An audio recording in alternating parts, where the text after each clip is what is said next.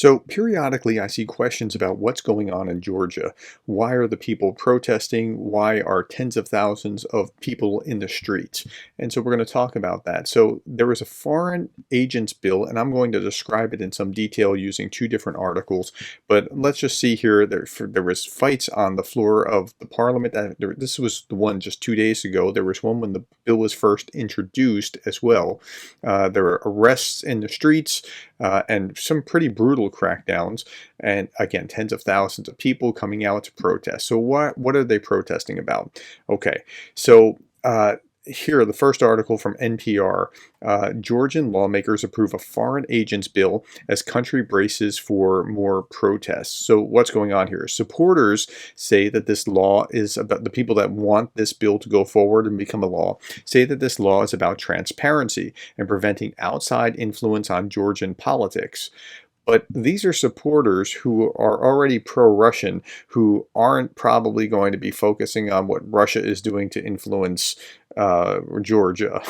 Okay, while opponents say that it is modeled on a Russian law that has been used to clamp down on dissent. That is, folks like the Moscow Times have to be declared as foreign agents or supporting hostile foreign powers if they have money that's more than a certain threshold of money that's coming from outside of Russia. Okay, Georgia's parliament now has 10 days to send the bill to the president. Now, the bill passed a third reading and has been passed by the parliament. It goes to the president. The president already said that she's going to veto that, but it doesn't really matter, and I'll show you why it doesn't matter in a moment. The president, who's a fierce critic who has already vowed to veto it, she has 2 weeks to do so, but parliament can override her objection with a simple majority. There's not even like a 2/3 majority or supermajority of some sort, just a simple majority. So they've already passed it. She vetoes, it gets passed again. Okay. So if we go down a little bit further, while Georgia was given official candidate status for EU membership in 2023, so this is big, they're moving into the European sphere, and Russia doesn't want it to move into the European orbit. Critics say that the foreign agents bill is incompatible with European values of democracy and free speech. If the bill becomes a law, it would likely create a headache for Brussels to move forward with Georgia's EU candidacy. They're going to need to unwind that, or they're going to need to do something else to counter it or something, but it's going to be an impediment to becoming an EU member. Now, the Georgians want to become EU members. A December 2023 poll from the National Democratic Institute found that 79% of Georgians support the idea of EU membership. Again, there are some that want to lean toward Russia, and most of the country after 2008, what Russia did in 2008, seizing part of Georgian territory in a very brief war, has caused them to want to get away from Russia, as most of the neighborhood wants to get away from Russia. More than 50,000 gathered in the capital, Tbilisi, over the weekend, with huge crowds seen marching through Europe Square chanting Georgia. Thousands stayed overnight in front of the parliament, where they tried to block lawmakers from entering the building to discuss the bill. That didn't work out so well. Many were arrested.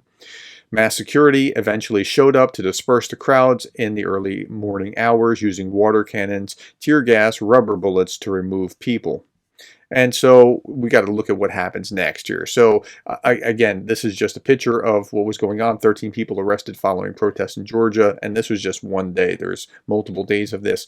Prompted by the adoption of the Russian-style foreign agents law, EU stated that the law is incompatible with Georgia's long-standing request to join the bloc. Okay, ABC News article. Georgia's parliament passed a law that critics see as a threat to media freedom and the country's aspirations to join the European Union. Okay, the law would require media, non-governmental organizations, and other nonprofits to register as pursuing the interest of a foreign power if they receive more than 20% of funding from abroad. So that's not necessarily what they're doing. What if they receive 1% from 20 different countries? Is that pursuing the interest of a foreign power? It's not really, but this is how they will control this. The law is nearly identical to the one that governing Georgia Dream Party was pressured to withdraw last year after similar protests. This version passed in its third and final reading in Parliament on Tuesday. Okay, so you've got to ask yourself, if they're a democracy and the Georgian Dream Party is pushing this forward and the people don't want this bill, why are they still doing it? Well, the Georgian Dream Party is really kind of philosophically aligned with, more aligned with Russia than not. But how are they if it's a democracy and the people voted them in? Well, the people voted them in, and they've kind of slid more and more toward a pro-Russian stance over time. The head of the Georgian Dream Party is kind of an oligarch who is aligned with the Russian oligarchs and has that kind of inclination. But it was a gradual slide, and it's almost like the magnification of the Republican Party. It's very similar and parallels that trajectory as well. Okay, so the governing party says that the law is necessary to stem what it deems as harmful foreign influence over Georgia's political scene and prevent unidentified foreign actors from trying to destabilize it. Now that sounds great, that sounds rational, except this is the party that's most beholden to Russia, and they're not going to be doing anything about what Russia is doing to destabilize or undermine Georgia. And so it's really just a sham. They're doing what they do in Russia. They create a legal cover to do illegal things. But because they followed the technical details of the law, they're fine, even if they evade other laws that, yeah, okay, you get the idea.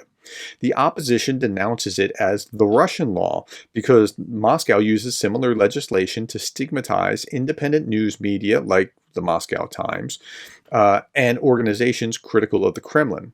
Opposition lawmakers have accused the governing party of trying to drag Georgia into Russia's sphere of influence, and clearly that's what it's doing. And it's doing that just to the degree that it can legally create an impediment to joining the European Union. Russia wins, and they know that. So if they have, some military interaction within the border like they do in Ukraine and Moldova, it's an impediment to joining NATO. If they are doing something like this, it's an impediment to joining the European Union.